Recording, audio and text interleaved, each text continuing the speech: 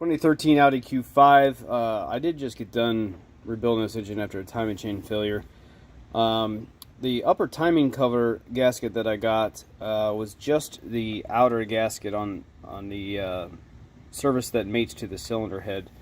There's another gasket, this guy right here, this circle, that seals this variable valve timing solenoid actuator guy, and it is leaking some oil. If I can zoom in down here, you can see some oil pooling up there at the bottom of the cover. So this video is going to be how to replace that with it in the car. We are not going to take off anything. We're not going to put this in service position or anything like that.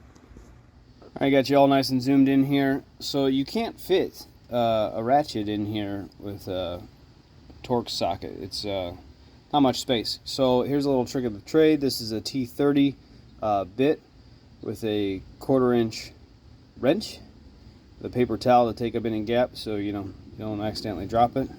Oops, sorry, hit the camera there. Then you just get this guy on there and loosen it up. I'm gonna do that on all three and I'll get back with you. Alright, once you got them all broken loose with the wrench, I just put the bit in my hand here, and then you can fit it on there just with your fingers, being careful not to drop the bit or the screw. Just back them out. Do that on this one on bottom, and the one you can see here on top, and I'll get back with you. Okay, those three bolts are out on the main unit here. You got to remember this bolt over here holds the dipstick tube in. You're also going to have to get down to this guy right here, because that's another dipstick tube hold point. So let me get this guy down in here. Sorry if my arm is in the way here. Alright, loosen this guy.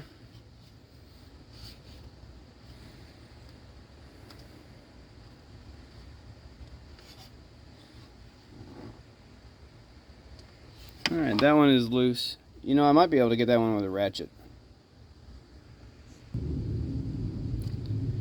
So same thing here, it's a 1/4 inch socket on a 1/4 inch drive ratchet. Just loosening this guy up and get them all the way out. Alright, that screws out. Now you have enough room to push this dipstick out of the way, so we'll do that and kind of wiggle this guy out. Watch out, there's probably going to be some oil that comes out with it. Just set them up there and out of the way. Okay, now let's work on getting this gasket out. Unfortunately, this gasket cannot come out. Thought I could finagle it out, but I don't want to damage anything because the cam bridge is sticking out right here. That's what the VVT solenoid bolts to. So let's just take this whole upper timing cover off. You can see one bolt up here, see another one down here. Just keep going around, pull those bolts out. They are 10 millimeter. I'm going to do that and I'll get back with you. Okay, all those bolts are out, went all the way around this, so I'm going to just pull it back a little bit here. Move this dipstick tube out of the way. Oops, this one's still holding up a little bit here.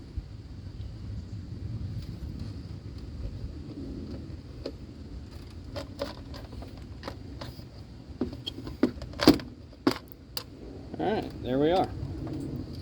And this is the seal we're after. You can see where it was leaking right here. So you just grab this sucker, pull the old one out. There it is. I'm going to clean this up and we'll put the new one in. It's all nice and cleaned up. You'll look at the new seal. You'll see how it has a lip here, a valley. So it needs to go in this ridge. So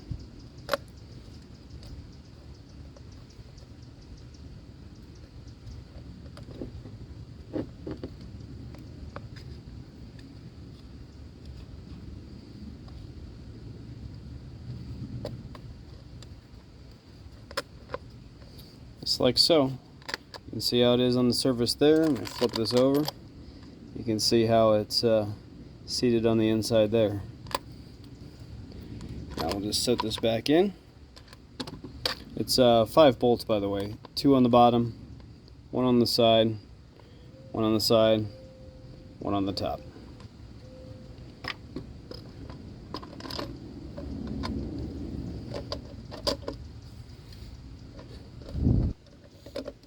Okay, I got that seated in place. I'm going to go ahead and bolt it. I'll get back with you.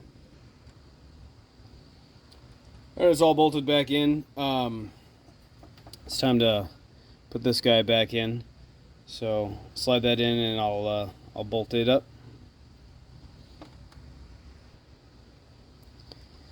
And it's all bolted back together. So just a few final thoughts. Remember that this is plastic. Don't go crazy. Nice and snug is just fine.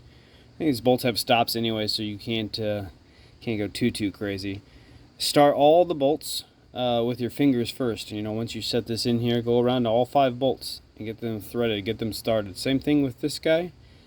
And while you're working on this guy, remember that there's a bolt here on the side that holds the dipstick in, and the bolt down here that holds the water pipe and the dipstick. It goes water pipe, then dipstick, then the block. Start those 4, the 3 on here, the 1 down here, all by hand first, and then cinch them down. So that's it. I will link the link to the parts down below in the description. Thanks for watching. Oh yeah, don't forget to plug it back in.